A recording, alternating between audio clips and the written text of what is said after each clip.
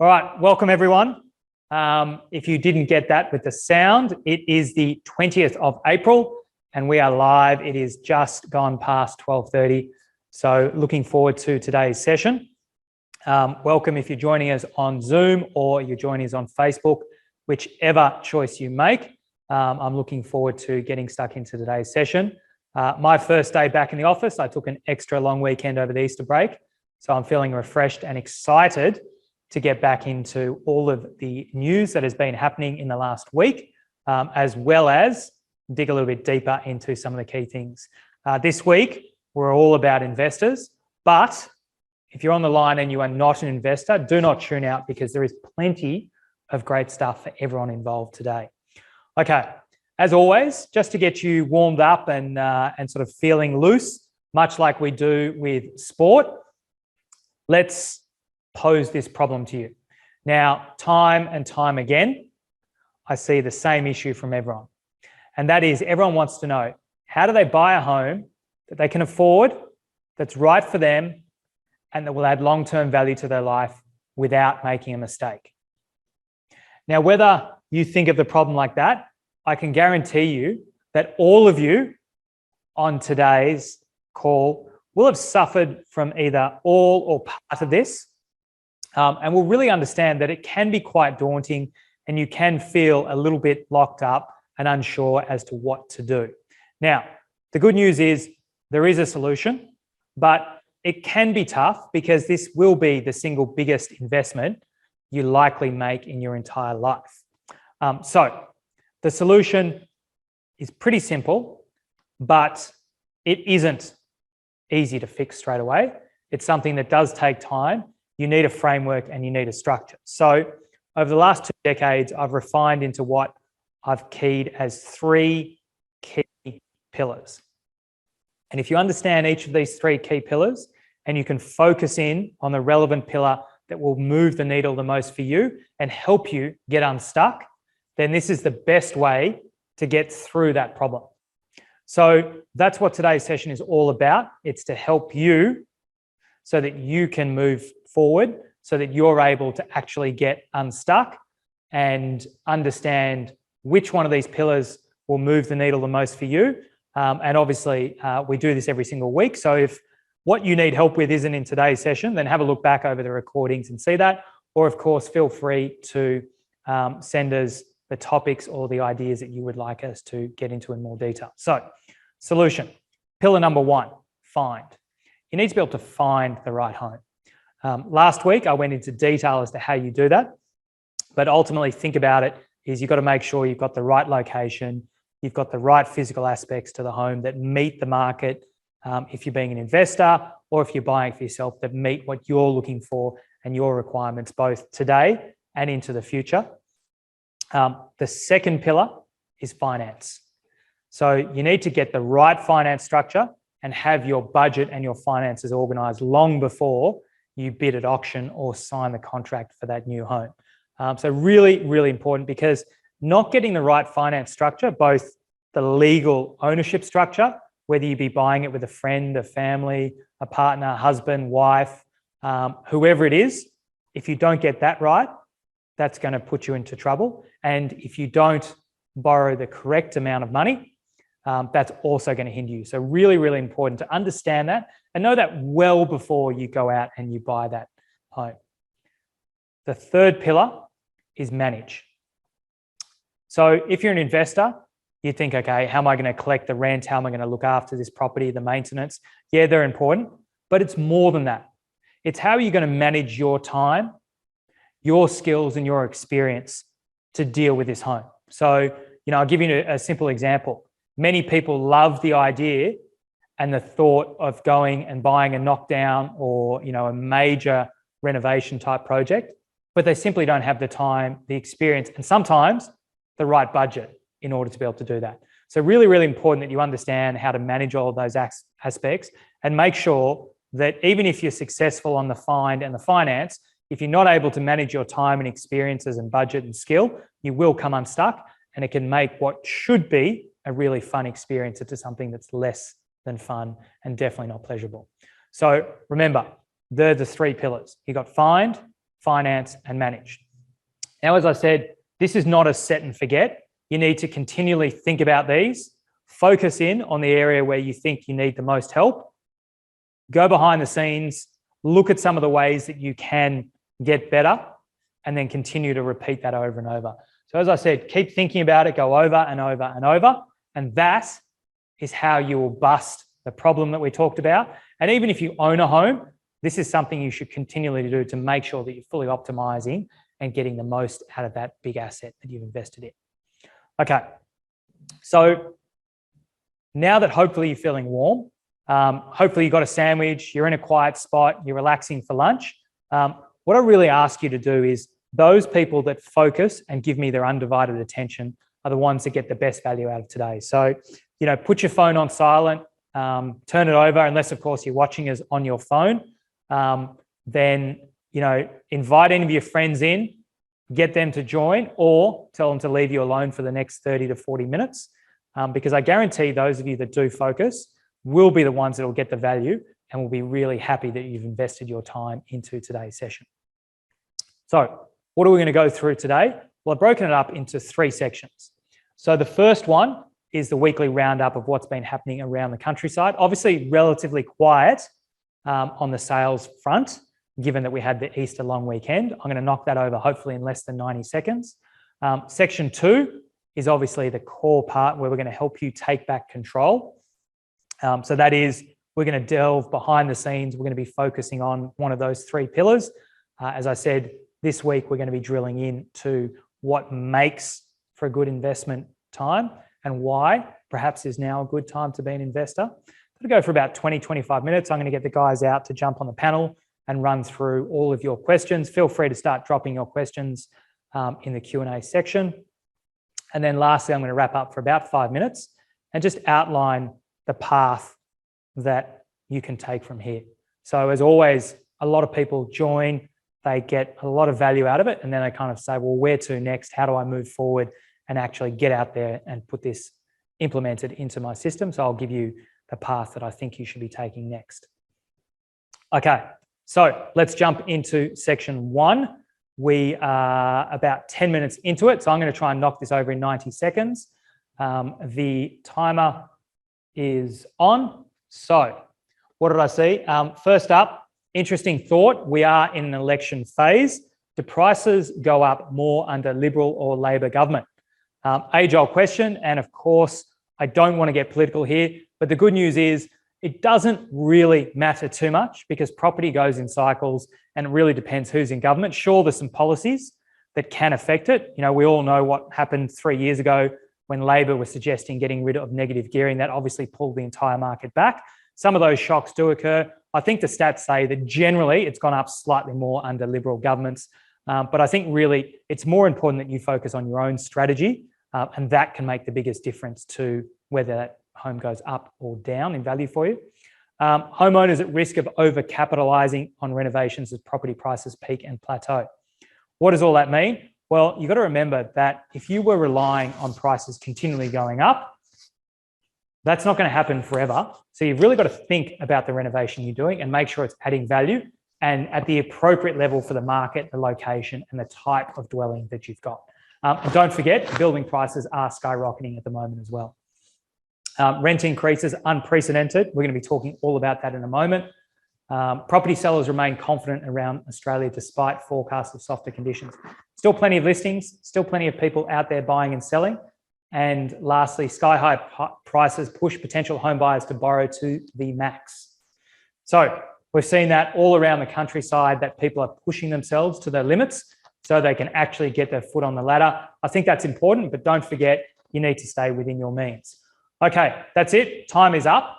I'm not going to jump into the auction stats because there are none really because of this Easter long weekend. Everything goes very quiet and it is somewhat less than meaningful. I do want to just quickly mention, which I think I missed last week, realestate.com put out their updated sales stats here. This is how many properties actually sold week on week. The light blue turquoise line is this year. You can still see it's tracking very strongly. So there is still a huge amount in terms of volume of sales going through. And I expect that still to be pretty strong over the rest of the year. Okay, so I'm going to bring the guys out. They're all going to come out at once because we've got a lot to go through. So Jack, Greg, Lucas, come on, join us. Hey, James. How are you? Good, Jack. Greg, Lucas. All right. So, we've talked about this, time and time again. It hasn't been a great period for investors over the last 2 years. With the pandemic, we've seen borders shut. We've seen rents in the inner city areas dropping significantly, vacancies blowing out, no students, no events, all of the things that typically drive the great inner city lifestyle that we're used to have sort of been in hibernation, but everything's changing. I mean, I noticed, I think it was last night, I saw, we're still getting 20, 30,000 cases of corona every day, but we're throwing all the rules to the bin. So it's kind of a bit of a funny period, but we're getting on with life. Things are moving back. Students are coming back. So maybe now might be the perfect time to think about being an investor. If you were an investor originally and you've been on the sidelines, now might be the time to get excited again and think about getting that second or third property.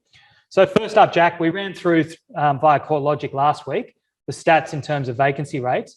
Why are you so pumped and excited? What are you actually seeing here that's getting you excited, and why you think everyone else should be just as excited as you? Yes, James. In terms of the rental, the vacancy rate is like very important figures we had a look, which means how many properties being vacant on the market.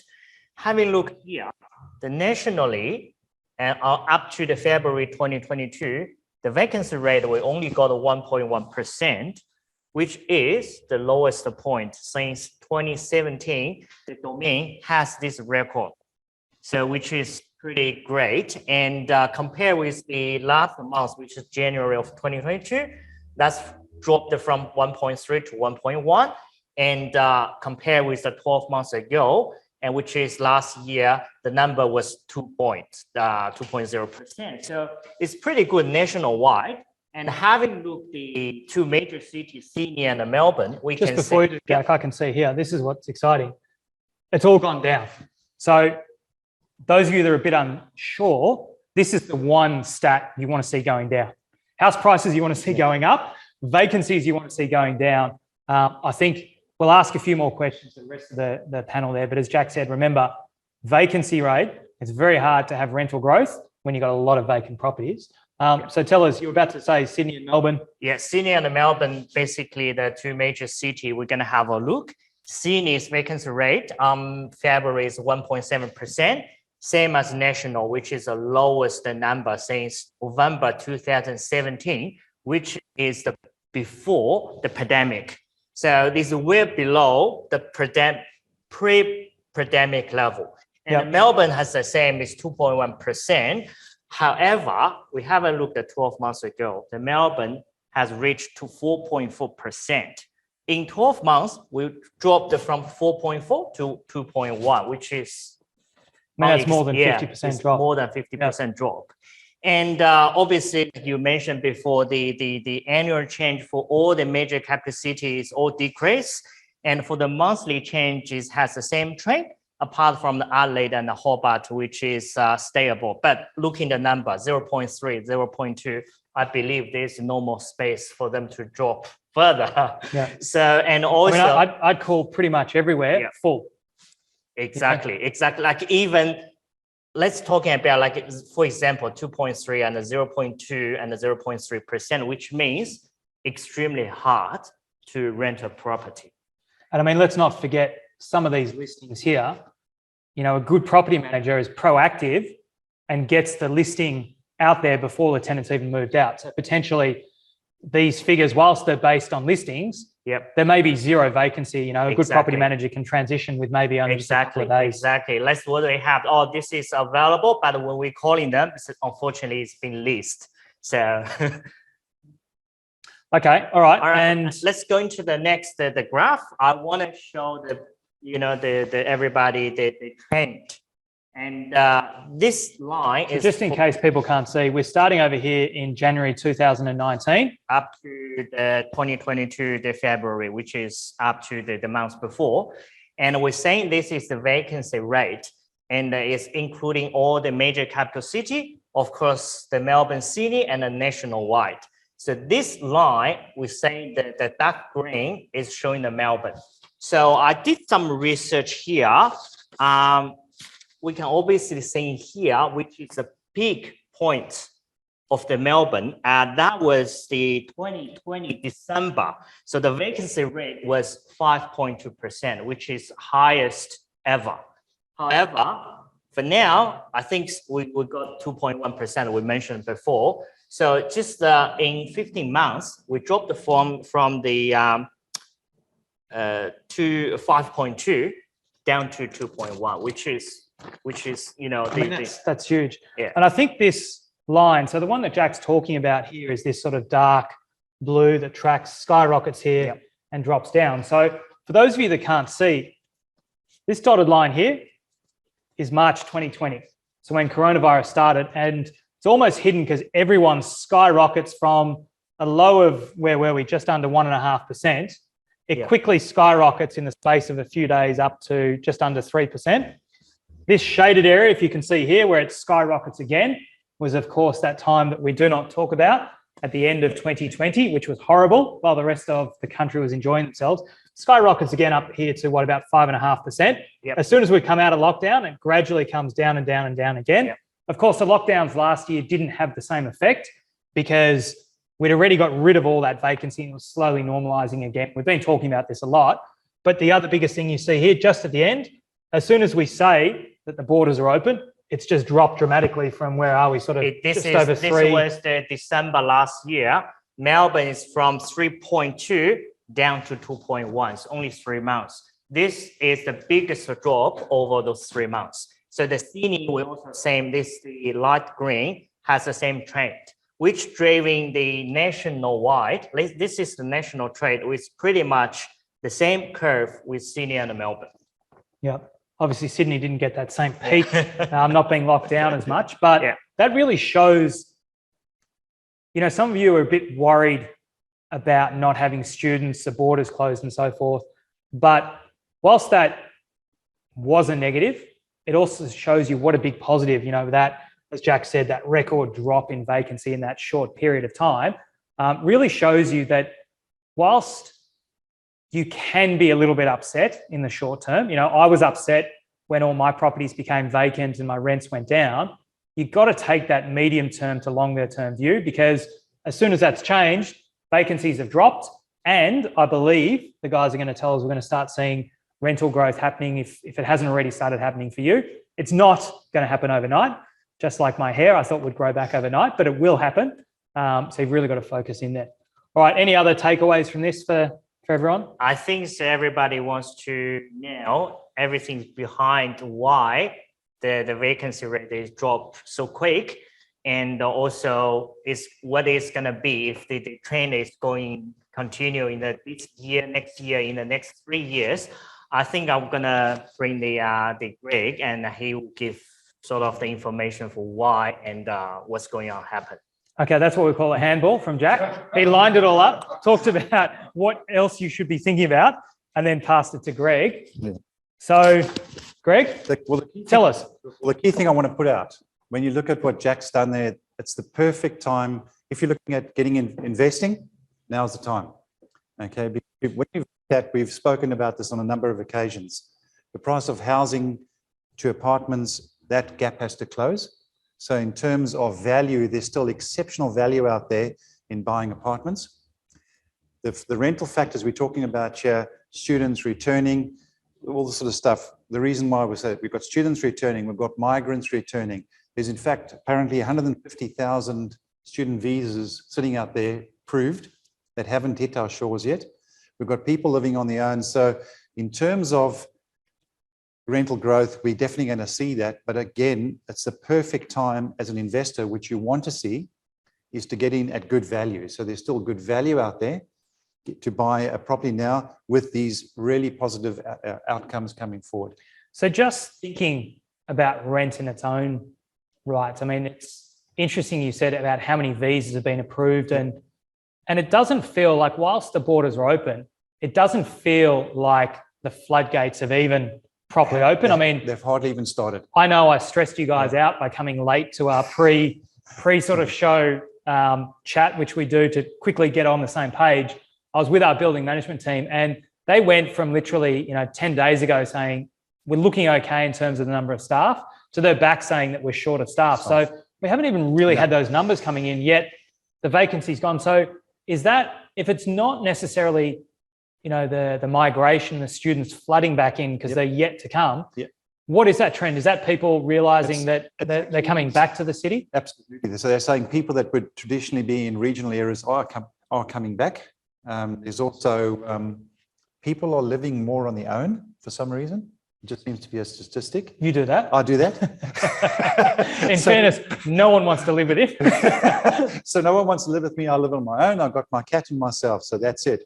So, but that's already, we've seen the vacancy rates drop without even the doors opening to these international students.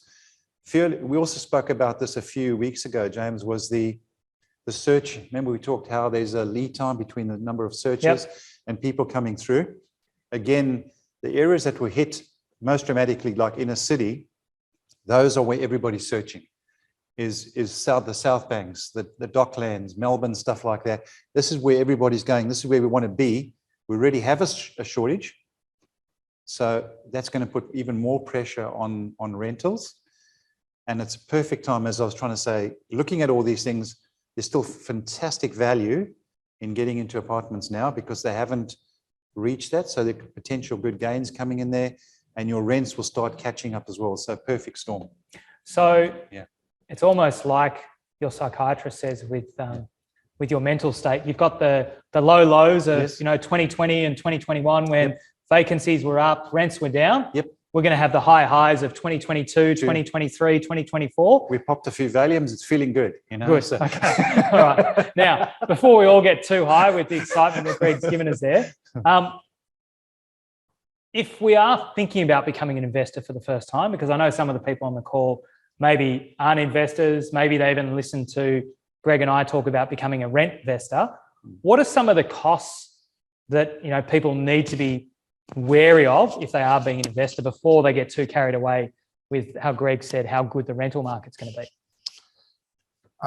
James, when we buy an investment property, a lot of people don't realize there's the upfront costs and the ongoing costs. Okay, so a lot of people think, okay, I'm going to buy a property, 500,000, pay the money, stamp duty, and got to make the loan repayments.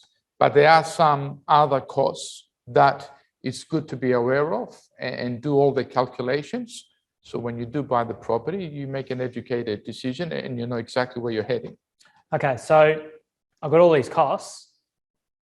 Does that mean I just have to eat less?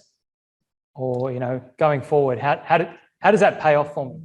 Look, not at all. And like we're talking about, the costs, and if you want, we can go into more detail, but, it's not just the cost that you got to pay. You got to think of the income that's created on a weekly basis from that property, as well as the capital growth that is created from that property as well. So it's not just a negative thing. Okay.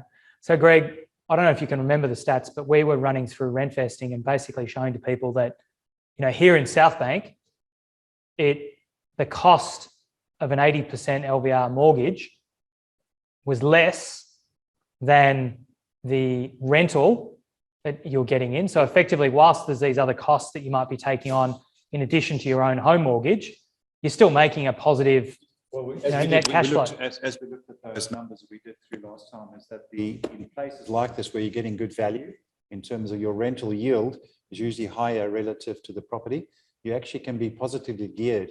So it's still a good, even though you've got these sort of costs, which as an investor are tax deductible, or at the end of the day, when you do sell it, there's an offset. Yep. So it does sound all like gloom and doom, but ultimately it's things that are good. Yeah. And so, people that are perhaps scared or worried or concerned about interest rates going up, is that going to change the equation, or are we going to be seeing the rental growth is going to help keep that at bay? I think the rental growth, as we said, because of the demand carrying on, that rental growth should help push, as your your mortgage might go up. And just bearing in mind, which we've told you before, No one listens to us, Greg. I know. Our finance guys have told us when they've been lending money, they've already factored in, can this person afford to pay the additional in the event of additional? So people that have got loans at the moment, in theory, can already afford an increase. Mhm. So the fact that we're going to see increased rentals should keep the cash flow situation in a good light. Okay. Now, perhaps to all of you guys, maybe we'll go around and start with you, Lucas. What are some pitfalls or disadvantages of being an investor? So let's start with the negative and how you might overcome those with some of the positives. Look, first of all, the number one disadvantage, and if you call it a disadvantage, is having to fund a deposit. Okay, so you want to buy a property, you need to have the money. That's right. And it's a disadvantage because with the prices going up, sometimes people that were looking to buy a house that's now $2.5 million, not everybody's got a lazy $500,000 sitting around. So the deposit. Well, I'm the exception to this. Then you got to think about when you buy a property, and of course, this doesn't apply to all the property, but you've got like maintenance costs. Okay, so there's always things to fix around an older home. Yep. Now, another important one is the possible liability depending on the area that you buy. So, instead of buying in a good area, because we know it keeps on coming back to location, which we always talk about. Greg, what's golden rule number one? Location, and James is always right. Good. Okay. That man's getting a pay rise. If you buy in an area with no infrastructure, in an area with the hope that one day might become popular, you could get into trouble. And always, before you purchase, do your research, do your due diligence, because there are some properties out there that are very well overpriced. So you got to be careful about that. And the other one, which you sort of touched on, which the interest rates. If they increase. But yeah, really, that's about it. I don't see any other disadvantages. Okay, Greg, and anything people should watch out for? Well, I think we've always talked about is time in the market, not timing the market. So with all property, you've got to look at, when you get into the market, you're looking at this as a long-term investment. It's not a quick in, quick out. There might be certain circumstances where you might make a quick profit, but going into this, you're going to it with the purpose of doing it over a long term to grow wealth. So time in the market, very, very crucial. Yeah. And I think that's, I think I touched on it a couple of weeks ago. It's about, anything you do, you've got to do with intention and an understanding and a plan. And that intention should be to buy and hold forever. Now, that doesn't mean that you can't sell, but you've got to have that strategy that you're buying a good asset, something that you can really leverage and get a good amount of appreciation as well as cash flow out over time and time again. And in a perfect world, hand down over generations. But if you need to sell it, you can, but you need to have that intention that you're in it for the long haul. As you're saying, in the long haul, you're not going in there to make a quick buck. When you go into this, you're going in it for the long haul and to get the people that want a quick buck should stick to Bitcoin, because it's quicker to lose your money. All right, Jack, any sort of pitfalls, advantages, disadvantages of being an investor, or things that perhaps people don't think about? I think the smart investor, like Greg said, we're going to have a look at the long-term, the return.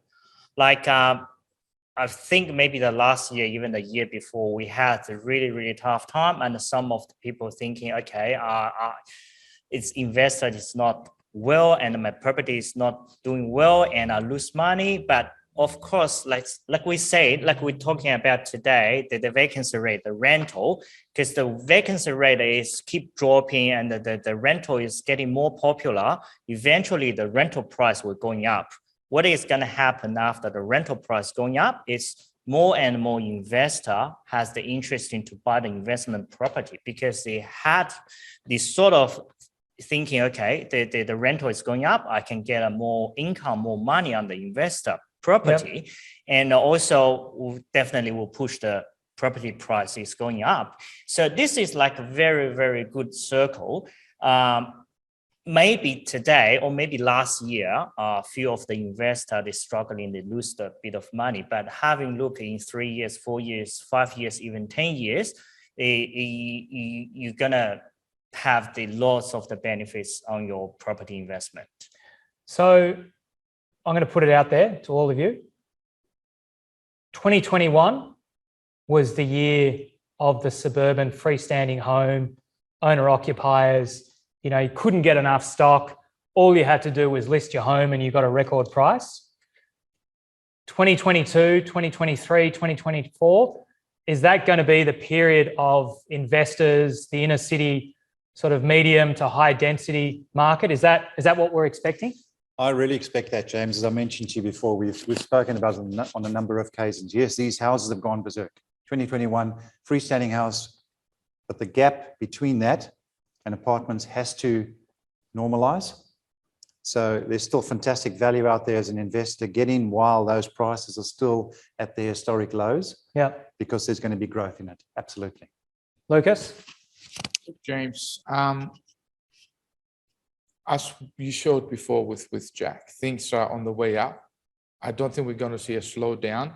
What people have to also remember is more and more people now are coming and want to live in the CBD and close to the city. The construction sector has basically been on hold for the last couple of years. People have to start understanding that there hasn't been much construction happening. The demand will continue to grow as we've seen, as Jack and James showed us before. And we're not building as much. People still want to come and live here. Where they're going to be living, right? You got to get in it now while you can, because land is running out. Location is not going to be the best location anymore because you got to go further and further out. So people got to look at the bigger picture and really understand what all those figures we talk about mean. Yeah, okay. And I think one of the things that we've almost forgotten about over the last few years is how important events are. So, you know, not only for us to have fun, but we just had the Formula One. You know, Greg complains every day because Albert Park Lake is still shut. He says he has to come late, leave early. I think it's just a ploy. But, you know, that was, you know, I was sort of hearing rumours that was the best Formula One that they've had ever in terms of numbers, the engagement and the excitement. So that's great for entertainment. But with that comes all of the jobs, the people that need to live in the inner city area, you know, everyone that mans those bars, puts the events together, you know, is at those locations. You know, we had the Australian Open at the start of the year. You know, the footy's just started. We're getting record crowds. You know, the traditional Anzac Day game is about to happen again this weekend. So, you know, all of these events and these big events that keep happening, they need a ton of people to put them together and actually work on those days. Nice. And that means people are going to come and live in the city. They start earning incomes again. They start spending money, which means more jobs happen, more people are needed. And it just keeps, it's like a snowball effect. Yep. And I think people really underestimate that, you know, yes, the migration's big. Yes, the students are big. Yes, the people that have been living regional that didn't come here to study are big. But it's just the general getting back to life. Right. You know, I opened with it saying, we're getting 30,000 cases a day. You know, had this have been 2020 and we got 3, that was it. Lockdowns, we're not allowed to talk about it. 2021, the same thing. And this is really showing that we've just moved forward. We're getting on with life. And that's really why I think if there ever was a time for you to, you know, sort of do something and make a change and get in and think about being an investor, now is a pretty good time to do it. Absolutely.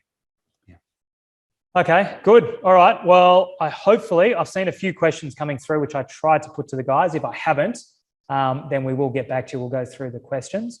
It's just gone past top of the hour. So the guys are going to stay here while I wrap up and sort of just point out to you what's next. So,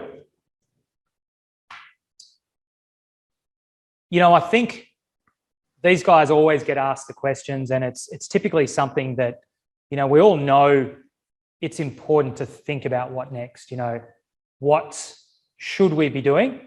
But often we're busy. You know, we do this at lunchtime, so you've probably finished your sandwich now. You're thinking about what calls have you got to return. Can I quickly get outside and get a bit of fresh air, whatever it is? Am I going to call my local real estate agent quickly to say, what should I do next? But it's important to have a plan and have a strategy and have a pathway. So that's what I want to quickly talk about with you for a moment now. So 2022, we've talked about it's going to be a good year. So you need to have that plan. Now, unfortunately, what most of you are going to do is do nothing. Now, what I mean by that is, I don't mean to be rude or anything, but you're probably busy, you're probably going to forget about it, and you're not going to make any of those changes. So what I just want to remind you of is that if you don't make a change, don't expect to get a different result. So if you were excited today and you wanted to become a first-time investor, or you're just looking to become a first home buyer, you need to make a change if you haven't been getting the results. If you have, fantastic, and keep doing what you're doing because obviously working really well for you. The second thing, and what I hope most of you, if not all of you, do as a bare minimum, is you take on board what we've been talking about and you go out there and you put it into play yourself. So think about what we're talking about, some of the pitfalls, some of the strategies, some of the thought, go back over past episodes and watch what's important for you and put that into play and go out there and make a change so that you do get that result. But if you really want to move forward fast and you want to see those changes happen and you want to have help, then what I hope you do is the alternative path B and you do it with us. Now, what does that look like? Well, I don't know a lot about you and I don't know what help you need. So what I can say to you is that here at Salvo, we have a single focus. While we've got a lot of different businesses and a lot of ways we can help you, we have a single focus, which is all about helping you create a home. So I guarantee you that we can assist you to get there faster. We can help you on that journey. So I'd love to be able to assist you doing that. But before I tell you how we might be able to help you, I just want to caution you that it's not for everyone, okay? We're not always going to be the right fit for you. Ultimately, you need to be prepared to take action. You need to be prepared to understand, how to create that actionable knowledge database for yourself so that when you see things happening out there, you can take the action that you need to do, and you can do it confidently and not feel unsure, worried about the problem, because you understand the framework, you understand the 3 key pillars and what's important for you. So if that does sound like you, which I can tell you if you're still listening, then it probably is you, then how can we help? Well, as I said, whilst we don't know a lot about you right now, perhaps the quickest and fastest way that I can guarantee that will give you some value is to meet up one-on-one. So I'm asking you to commit 15 minutes of your time over the next week we can meet face-to-face in person if you feel like it. We can do it over the phone. We can do it over Zoom. We can do it on WhatsApp, WeChat, however you like, where we can get to know a little bit more about you and we can help you to understand how we can help you move forward faster, how here at Salvo we can actually add value to that process for you. Now, it's not going to be for everyone, as I said, but what I can say to you is that if you commit 15 to 20 minutes over the next week, I guarantee you that will give you things that you can put into place straight away. So we'll give you things that regardless of whether you decide to move forward with us, you can take on board and you can immediately implement and see those results. So I'm not asking for a lot, and I'm giving you that guarantee that you'll get value out of it. So if that does sound interesting to you, then how you do it, simple. There's 3 ways to do it. First one, there should be a link in the chat. If you're on Facebook, I think it's in the comments section, jump on there. If you joined us via Zoom, your web browser should have been redirected to that booking page already. Lastly, if you've registered to watch this session with your email address, then I'll send you a follow-up email after this. So if you don't have your diary with you, you can have that link at ease once you do have your diary or perhaps your partner to find the best available time. But just remember, it's 15 minutes. It is a very, very small commitment I'm asking for from you with a guarantee that you'll leave there with value today. Now, before I let you go, I want to just tell you a quick story. And this was in July last year. I went on a short holiday. I think it was about 4 or 5 days with my family. We went to Hamilton Island, great part of the world. Those of you that have been will recognise this shot. Now, the reason why I'm telling you this is that when I got there, my eldest daughter that you can see here is Bella. She wanted to go to the top of that mountain and watch the sunrise. Now, I thought that'd be a great experience. Let's do it. Unbeknownst to me at the time of committing to her was how early I had to get up to make sure that the sun had risen. Remember, it wasn't daylight saving, so I think we had to get up at about 4:30, 4:45. So I set my alarm. What felt like about 5 minutes later, it went off. And what did I do? I did what all of you have done, and you've hit the snooze button. It was easy. Instead of getting up, it felt a bit cold. I was tired. I hit snooze. 9 minutes later, the annoying alarm went off again. And I thought, you know what? No one else has heard it. I'll do it later. Don't worry about it now. And I hit stop. Now, just before I fell back asleep, I thought, no, you know what? Nothing good comes without a bit of effort. I jumped up. I woke Isabella up. We quickly ran to the top of the mountain. We got this great photo. If you can see it through your camera, you can see the sheer joy in her face. And this is really one of those special moments that I'll remember for the rest of my life. And I know my daughter loved it because you don't get much time together if you've got kids. Very quickly, as Isabella is a teenager, they hate you. They don't want to be seen with you. Dad's the worst, mum's the worst, everyone's terrible. So it was great to get one of these fantastic memories that I can remember. Now, the reason for telling you this story is that if you want to make those great memories, you want to have those experiences, then you need to actually take the action. So I took the action. Instead of going back to sleep, I got up, I went out, and I made this great memory with my daughter. So for those of you that want to get in a new home, you want to move forward and create that home, you need to make a change, you need to take the action. So jump on now, book one of those sessions with someone from my team, because as I said, it is the smallest possible commitment you can make and still have a guarantee of actually getting something that you can immediately put into place and get value. That is it for today's session. So thank you very much to everyone for sticking around. As always, I know there's a lot of things that you could all be doing. So Lucas, Greg, Jack, thank you. Hopefully you all got value from that. As I said, if there's anything we missed, feel free to drop a comment on Facebook or in the chat in Zoom, and we'll get back to you as soon as we can, or reach out with any topics you'd like us to cover later. So guys, thank you, and thank all of you for joining us, and we'll look forward to seeing you again, hopefully next week or next month.